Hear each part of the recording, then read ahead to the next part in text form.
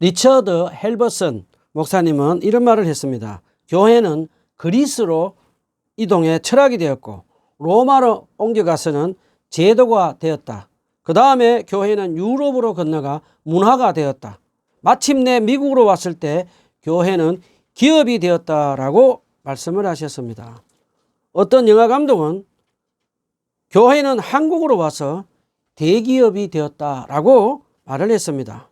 저는 그 글을 읽으면서 이제는 한국 교회가 그동안 새신자들을 전도를 하며 집중하면서 교회의 성장에 치중을 한 것을 돌이켜서 새신자들 전도뿐만 아니라 한국 교회 성도들에게 목사님들이 인내하며 영적 성장에 관심을 기울이며 살 때가 아닌가 개인적인 생각을 해봅니다. 오늘은 누가복음 20장 27절로 40절 말씀을 가지고 하나님의 말씀의 은혜를 나누도록 하겠습니다. 누가복음 20장 27절로 40절 다 같이 한 목소리로 읽어보겠습니다. 시작. 부활이 없다고 주장하는 사두개파 사람 가운데 몇 사람이 다가와서 예수께 물었다. 선생님, 모세가 우리에게 써주기를 어떤 사람의 형이 자식이 없이 아내를 남겨두고 죽으면 그 동생이 그 형수를 맞아들여서 뒤를 이을 아들을 자기 형에게 세워주어야 한다 하였습니다. 그런데 7 형제가 있었습니다. 마지가 아내를 얻어서 살다가 자식이 없이 죽었습니다. 그래서 둘째가 그 여자를 맞아들였고 그 다음에 셋째가 그 여자를 맞아들였습니다.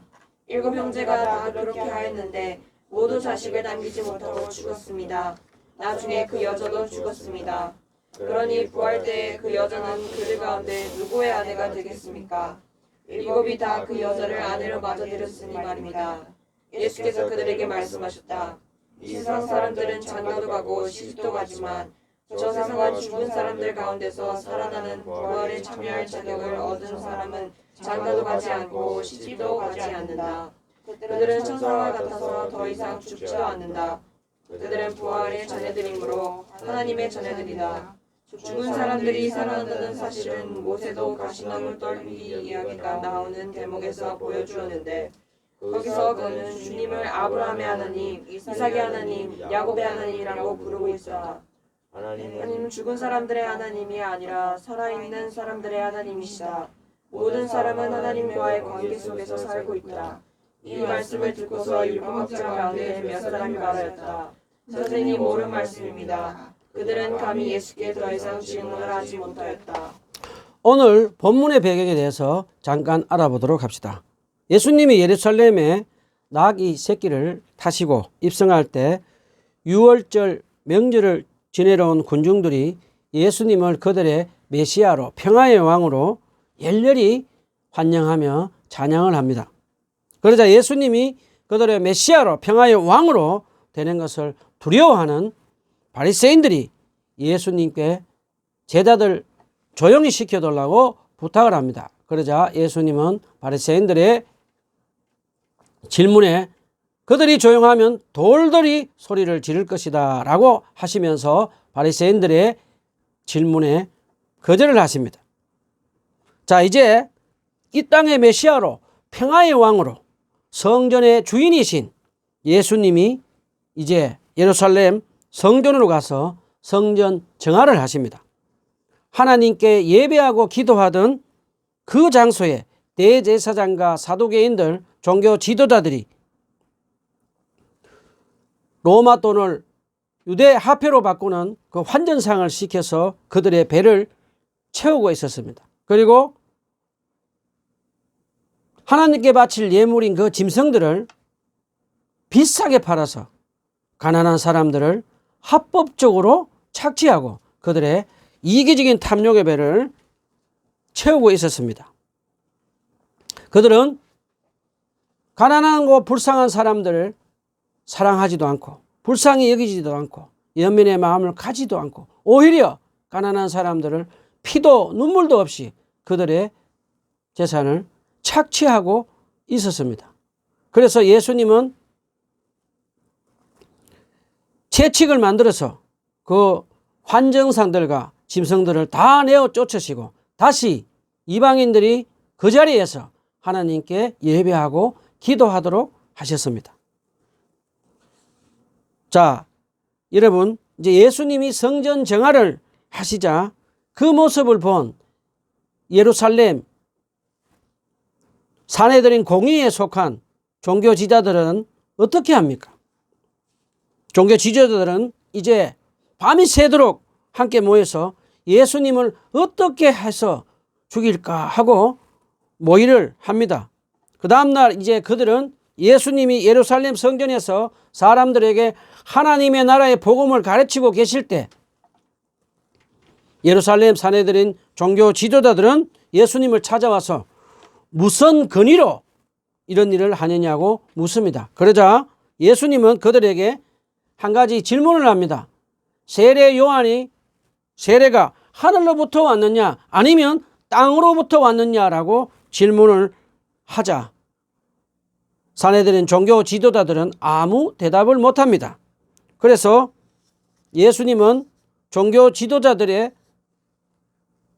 그 무슨 근의로 이런 일을 하십니까? 라는 그 질문에 간접적으로 악한 포도원 농부 비유를 통해서 그들의 이기적인 탐욕 때문에 하나님의 아들 포도원 주인 예수님을 죽이기까지 한다라고 그렇게 말씀을 하시면서 하나님의 아들을 죽이고 포도원을 빼앗는 악한 포도원 농부들인 대제사장 사두개인들은 하나님의 심판을 받을 것이라고 선포를 하십니다.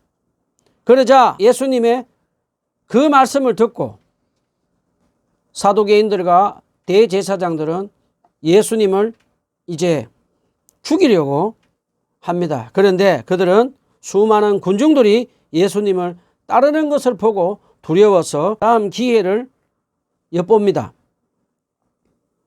자, 예수님의 노골적으로 종교 지도자들이 하나님의 아들 예수님을 죽이고 하나님께 심판을 받을 것이라는 말을 듣고 분노한 예루살렘 성전 종교 지도자들은 어떻게 합니까?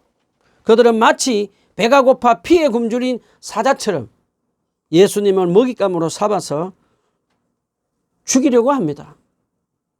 예루살렘 종교 지도자들은 밤새도록 모여서 어떻게 하면 예수님을 잡아서 죽일까라고 고민을 하다가 이제 그들은 한 사람을 보냅니다.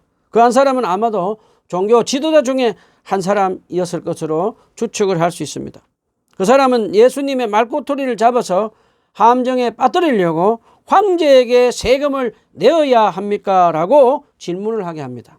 그러자 예수님은 동전을 보시며 황제의 것은 황제에게 하나님의 것은 하나님께 돌려드리라고 예수님의 지혜로운 말씀으로 그 사람은 아무 말도 못하고 돌아갑니다.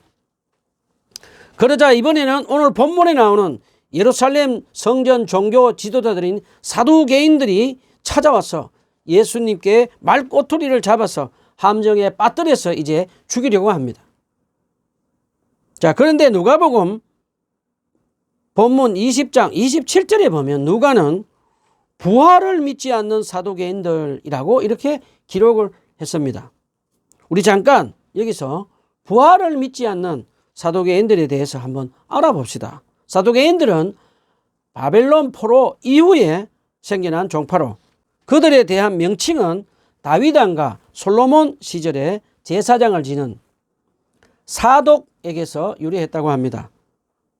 이 사람들은 모세 오경만 믿고 다른 구전 율법은 믿지 않았습니다. 사두개인들은 내세의 부활과 천사 같은 영적 존재를 믿지 않고 세속적인 현실주의자로 그들의 별명은 현실주의자라고 불렀습니다. 그런데 한 가지 재미있는 사실은 그동안 개와 고양이처럼 늘 싸우고 다투던 바리새인들과 지금 한편이 되어서 예수님의 공동의 적으로 대치하는 것을 보면 참으로 우스운 일이 아닐 수 없습니다.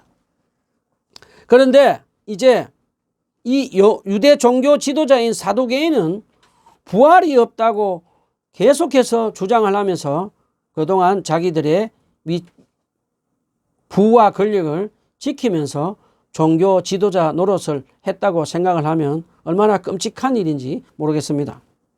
자, 내세의 부활과 천사의 존재를 믿지 않고 현실주의자라고 별명을 가진 사두개인들은 어떤 삶을 살았을까요? 부활이 없고 죽으면 끝이라고 사두개인들은 생각하고 그들은 로마와 결탁을 해서 정치 권력을 독차지하고 또 예루살렘 성전에 종교 지도자 노릇을 하며 사내들인 공의의 요직을 차지하고 있으면서 엄청난 부와 권력을 가진 귀족으로 살고 있었습니다. 자, 사두개인들은 대제사장과 함께 예루살렘의 성전에서 나오는 엄청난 헌금을 가지고 있었습니다. 유대인들은 3대 명절 중에 제일 크게 지내는 유월절 명절에 온 세계에 흩어져 있는 유대인들과 또 전국에서 모여드는 사람들이 숫자가 약 100만 명이라고 합니다. 그러면 그들이 와서 바치는 헌금 그리고 예물이 엄청난 부를 그들을 축적하게 하고 그리고 가난한 사람들을 착취하면서 합법적으로 부와 권력을 가지고 살았습니다. 그리고 예루살렘 성전에서 하루에 2번 속죄제 예배를 드리는데 그때도 많은 짐승들을 비싸게 팔면서 이윤을 남기고 그들의 이기적인 탐욕의 배를 채우고 있었습니다. 그래서 그 많은 부를 가지고 이 사두개인들은 예루살렘과 전국에 있는 땅에 많은 투자를 했습니다. 그 중에서 특별히 이 사두개인들은 갈릴리 지방에 많은 땅을 소유하고 있으면서 중개인을 시켜서 소장농도를 통해서 수확물과 지대세를 받으며 살면서 땀 흘려 일을 1도 하지 않고 호의호식을 지내면서 살았습니다. 자, 그리고 그들은 세금을 못 내는 가난한 사람들에게 돈도 빌려주고 그래서 못 갚는 그 소장농들의 땅도 빼앗으며 엄청난 부와 권력을 누리는 악한 금수저들이었습니다. 자, 사두개인들은 정치와 종교 권력을 가진 귀족으로 살면서 예루살렘에 살지 않는 지방에 사는 사람들을 가난한 사람들을 어떻게 불렀을까요? 땅의 사람들이라고 무시하고 차별하며 그렇게 살았습니다. 그러자 그들의 모습을 본 세례 요한은 마태복음 3장 7절에 보면 이런 사두개인들을 향해서 독사의 자식들이라고 하면서 다른 말로 하면 악한 사단의 자식들이라고 꾸짖었습니다. 이 악한 독사의 자식들은 사두개인들은 나중에 예수님의 제자들까지 핍박하고 죽였습니다. 자, 이제 본문으로 다시 돌아갑시다. 교만하게 하나님을 사랑하지 않고 가난한 이웃을 착취해서 성전에서 나오는 돈으로 이기적인 탐욕의 배만 불리며 세례 요한에게 독사의 자식들이라고 불린 종교 지도자들, 부자와 귀족인 사두개인들은 그들이 누리는 기득권을 이제 예수님께 뺏길까 봐 두려워합니다. 그래서 그들은 그동안 부활이 없다는 확실한 논리로 이제 무장을 해서 예수님께 찾아와서 질문해서 책을 잡아서 예수님을 함정에 빠뜨리려고 합니다. 본문 20장 27절로 37절 성경 한번 보십시오. 본문 20장 27절로 33절에 나오는 사두개인들의 질문은 이렇습니다. 사두개인은 신명기 25장 5절에 나오는 계대 결혼을 가지고 예수님께 질문을 합니다. 모세 율법을 보면 형님이 결혼했다가 후손 없이 죽으면 그 가상과 기업을 보존 유지하기 위해서 시동생이 형수와 결혼하여 형님의 이름으로 가게를 이어갈 자식을 낳아 주어야 합니다. 구약에도 보면 창세기에 나오는 다말과 유다의 이야기도 계대 결혼의 흔적이 남아 있습니다. 그리고 룻기에 나오는 룻의 이야기에서도 그 계대 결혼을 우리가 찾아볼 수가 있습니다. 자, 부활을 믿지 않는 사두개인들은 모세가 이런 명령을 남겨놓았다면 부활은 당연히 없다고 생각을 하고 그들은 믿었습니다. 만약에 부활이 있다면 7 형제가 시동생의 의무를 다하기 위해서 차례차례 형수와 결혼을 했는데 모두가 아이를 남기지 못하고 죽고 여인도 죽었을 때 부활하면 어느 남편이 자기의 남편이 되는가 난감했기 때문입니다. 저는 이 도목에서 사두개인들이 예수님께 질문을 하는 내용을 가만히 생각해 보면서 그동안 사두개인들은 부활이 믿는 바리새인들과 얼마나 이 주제를 놓고 논쟁을 하며 다투었는지 알 수가 있었습니다. 실제로 탈무드 전성에 의하면 바리새파의 위대한 랍비들에게 사두개인이 예수님에게 행한 똑같은 질문을 제기했을 때 그들의 통상적인 대답은 문제의 여인이 첫 번째 남편의 아내가 된다고 대답을 했다고 합니다. 하지만 이런 대답은 당시 사두개인들에게 많은 비방과 조롱을 받았는데 아마도 사두개인들은 지금 예수님에게서 같은 대답을 기대하고 지금 질문을 해서 망신을 주려고 지금 질문을 한 것 같습니다. 그래서 사두개인들은 예수님이 이 질문에 제대로 대답도 못하고 그들의 함정에 걸려들 것으로 자신만만하게 생각하고 예수님께 본문 20장 33절에 보면 예수님께 부활 때에 이 여인은 누구의 아내가 되어야 합니까? 라고 자신 있게 질문을 합니다. 자, 그러자 예수님은 사두개인의 기대와는 다르게 전혀 다른 관점으로 대답을 하십니다. 이 세상 일만 생각하고 이기적인 탐욕으로 부와 권력만 추구하고 육체의 죽음이 끝이라고 생각하며 하나님을 사랑하지도 않고 가난한 이웃을 사랑하지 않는 사두개인들에게 예수님은 죽음 이후에 있는 저 세상에서 부활이 있다고 말씀을 하십니다. 본문 20장 35절 36절 말씀을 다 같이 한 목소리로 다시 한번 읽어보겠습니다. 본문 20장 35절에서 36절 말씀을 다 같이 한 목소리로 읽어보겠습니다. 시작. 저 세상과 죽은 사람들 가운데서 살아나는 부활에 참여할 자격을 얻은 사람은 장가도 가지 않고 시집도 가지 않는다. 그들은 천사와 같아서 더 이상 죽지도 않는다. 그들은 부활의 자녀이므로 하나님의 자녀들이다. 본문 20장 35절에 보면 예수님은 부활에 참여할 자격을 얻는 사람만이 하나님의 자녀가 되어서 시집도 가지 않고 장가도 가지 않고 천사처럼 영원히 살게 된다고 말씀을 하십니다. 여기서 우리 잠깐 질문을 한번 해보도록 합시다. 예수님이 말씀하신 죽은 사람 가운데 부활의 자격을 얻은 사람은 어떤 사람입니까? 아는 사람이 있습니까? 예수님을 하나님의 아들로 내 죄를 대속해 주신 구세주로 믿고 성령으로 거듭난 사람들입니다. 다른 말로 하면 예수님의 십자가의 보혈의 공로로 하나님께 의인으로 인정된 사람들입니다. 예수님의 말씀을 그럼 사두개인에게 적용해 보면 사두개인들은 예수님을 메시아로 그들의 평화의 왕으로 영접하지 않고 믿지 않았습니다. 그들은 죄를 뉘우치지 않고 악인으로 살면서 사탄의 도구가 되어서 예수님을 죽이고 결국에는 부활의 자격을 갖추지 못해서 그들은 영원한 심판을 받는 것을 예수님은 우리에게 암시해 주십니다. 자, 이제 예수님은 육체 죽음 이후에 내세의 부활의 자격을 갖추고 부활하는 사람들은 시집도 가지 않고 장가도 가지 않고 어떻게 한다고 했습니까?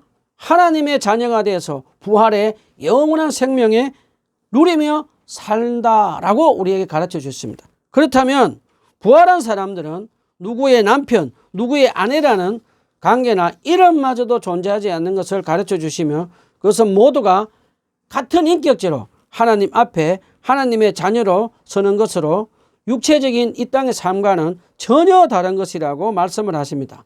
그러면서 예수님은 부활의 자격을 얻은 사람은 하나님의 자녀가 되어서 천사같이 영원히 죽지 않는다고 가르치십니다. 저는 오래전에 예수님의 이 말씀을 묵상하다가 예수님의 이 말씀에 감격해서 눈이 퉁퉁 붓도록 몇 날 며칠을 운 적이 있습니다.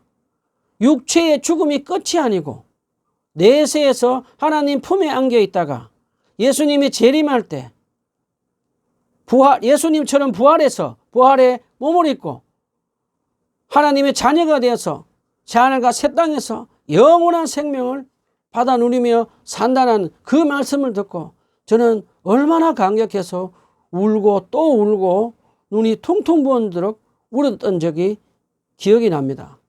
그리고 저는 요즘에 살아가면서도 힘든 일이 있고 고난이 있을 때마다 이 땅에 영원히 사는 것이 아니고 이 땅에 잠시 나그네로 산다는 것을 생각하며 죽음 이후에 있는 예수님의 말씀인 부활의 영원한 생명을 참여한다는 것, 그것에 소망을 두고 저는 부활 신앙으로 살아가고 있습니다. 자, 다시 본문으로 돌아갑시다. 자, 사실 구약에 보면 아브라함도 욥도 다니엘도 죽음 이후에 있는 부활 신앙을 믿고 살았는데 사두개인들은 현실에서 부와 권력을 유지하기 위해서 자기들이 편리한 대로 모세 오경을 적용하며 성경을 자기들 편리한 대로 이용한 것을 우리는 알 수가 있습니다.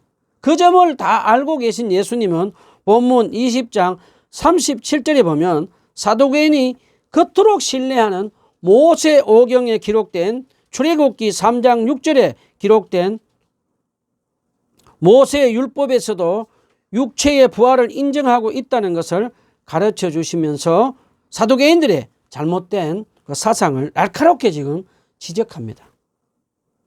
자, 예수님은 사두개인들에게 아브라함과 이삭, 야곱은 죽었지만 육체적으로는 죽었지만 그들의 영혼은 살아서 살아계신 하나님 안에 함께 있음을 가르쳐 주십니다. 그리고 예수님은 예수님이 재림하실 때 육체의 부활을 입고 영원한 생명을 받아 누리는 것을 아브라함, 이삭, 야곱에게 적용을 하십니다.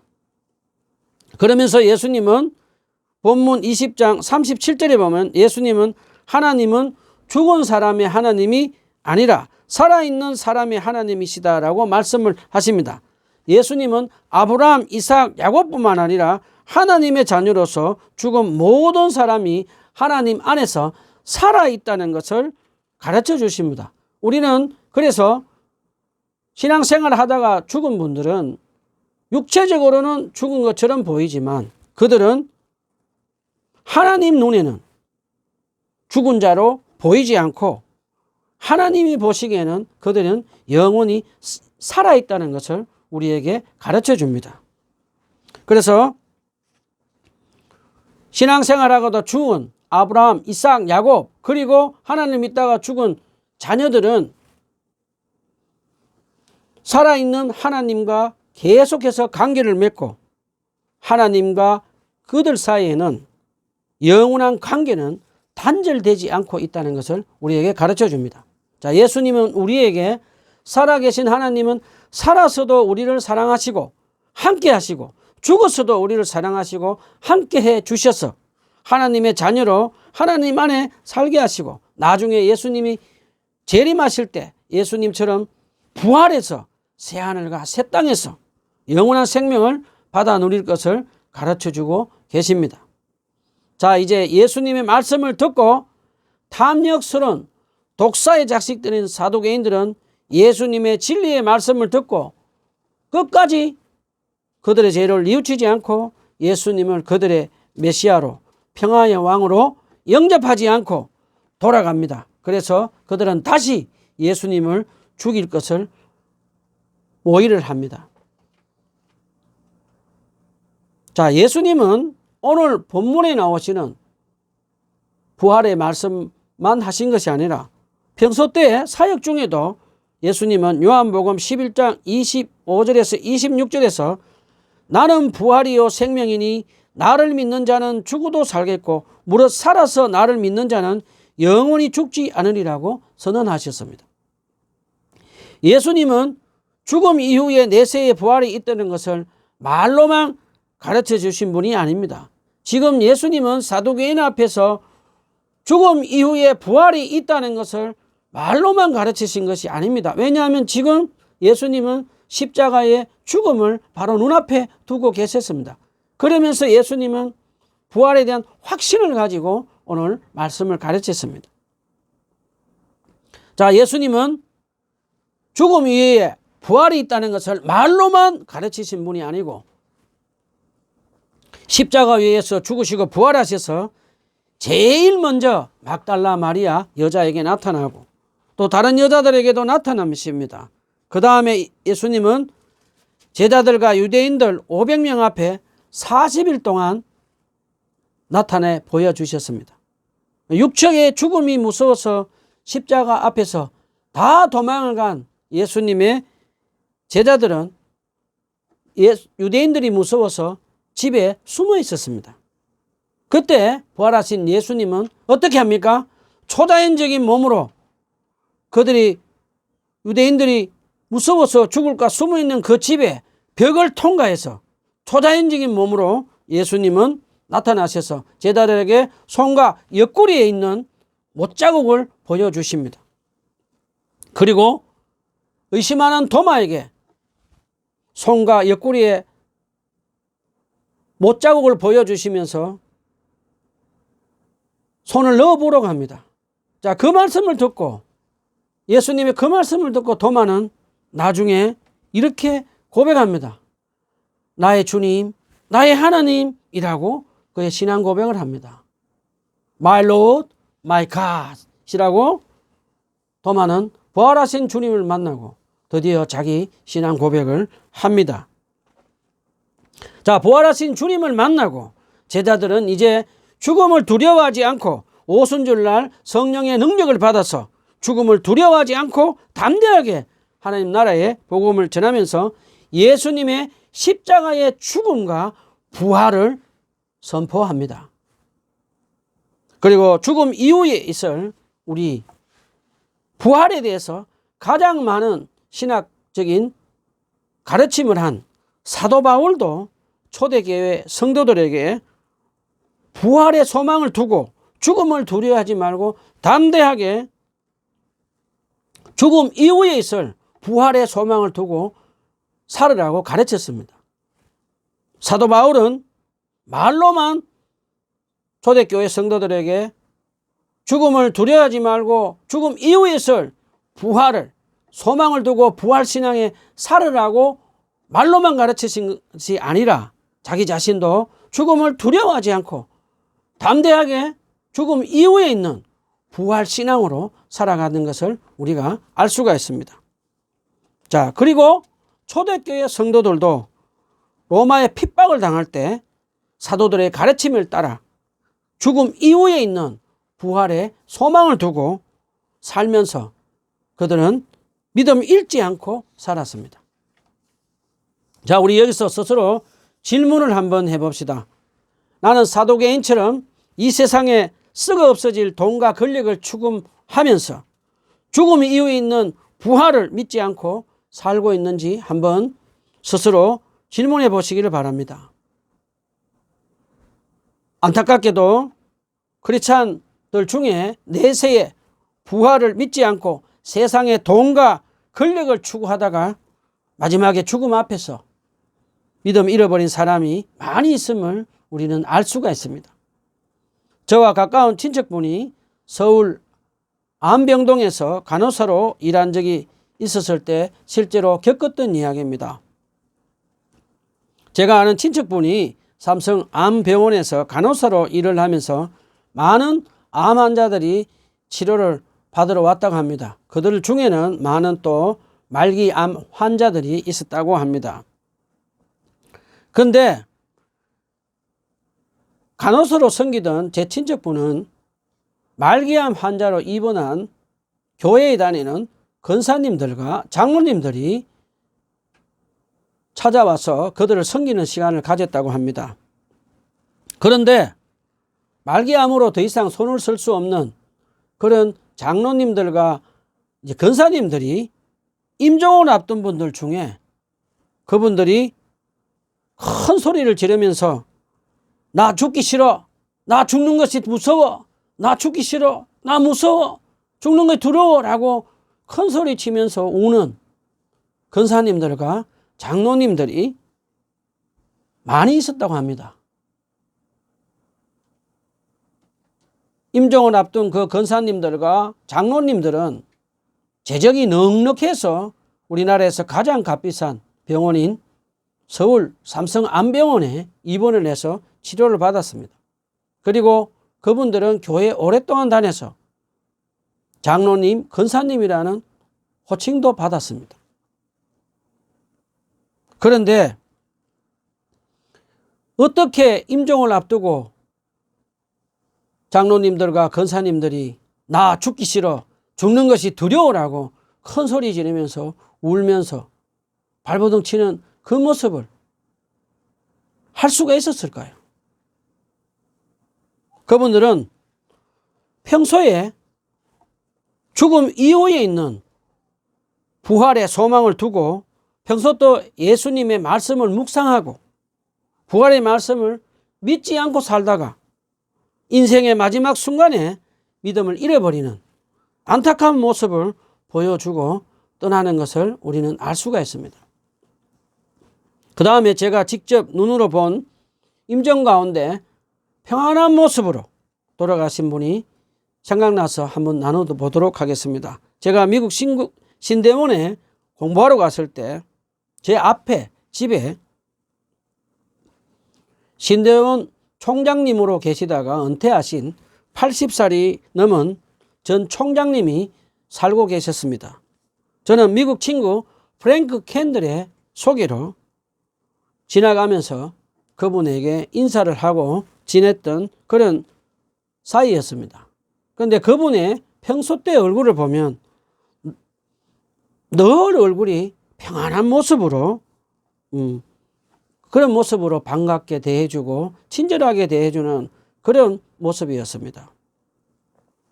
그런데 어느 날 프랭크 캔들이 제 앞집에 살았던 그 전 총장님이 이제 하늘나라로 가셨다고 신대원 그 채플에서 임종 예배를 드리는데 같이 가자고 제안을 해서 저는 프랭크 캔들과 그 장례식에 참여를 했습니다. 그래서 장례식에 참여해서 이제 순서에 따라서 저는 장미꽃 한 송이를 들고 그분 누워있는 그 간 위에 이렇게 누워서 얼굴을 보여줍니다. 그러면 저는 거기 가서 이제 장미꽃 한 송이를 그분 앞에 놓고 그분 얼굴을 보았는데 저는 깜짝 놀랐습니다. 얼마나 평안한 모습으로 정말 아기같이 평안한 모습으로 부활의 소망을 두고 죽은 그 분 모습을 보고 정말로 저는 큰 감동을 받았습니다. 지금은 하늘나라로 가신 유진 피터슨 미국 목사님이 쓴 부활을 살라라는 책에 보면 이런 글이 나옵니다. 미국 교회는 그동안 불신자들 새로 태어나는 전도하는 데만 관심을 가지고 교회 성장에 초점을 두고 살면서 미국 성도들의 영적 성장은 관심을 많이 가지지 못했다고 합니다. 그래서 미국 성도들이 영적으로 자라고 성숙해야 되는데 미국 성도들이 인내하며 자라지 못한 것을 보면서 안타까워했다고 말씀했습니다. 그러면서 크리스찬들이 영적으로 성숙해지는 토대는 예수님의 부활이며 예수님의 부활을 규칙적으로 묵상해야지 영적으로 성숙할 수 있고 우리가 부활을 믿고 살아갈 때 살아계시고 현존하시는 예수님이 우리와 함께 동행하신다고 말씀을 하셨습니다. 저는 그분의 말씀에 많이 공감을 했습니다. 자, 말씀을 정리합시다. 나는 사도개인처럼 이 세상에 썩어질 돈과 권력을 추구하며 죽음 이후에 있는 부활을 믿지 않고 살고 있는지 스스로 우리 진지하게 한번 질문해 보시기를 부탁을 드립니다. 자, 그러면 우리는 어떻게 살아야 합니까? 자본주의에 살고 있는 우리는 악한 사탄은 돈이 최고다. 돈만 있으면 모든 것 다 할 수 있다라고 우리를 거짓말로 유혹을 합니다. 이 세상에 진정한 사랑은 없다라고 하면서 예수님의 사랑과 예수님의 말씀을 믿지 못하도록 우리에게 유혹을 하고 있습니다. 우리는 예수 그리스도의 이름으로 악한 사탄의 거짓말을 기도로 물리치면서 살아야겠습니다.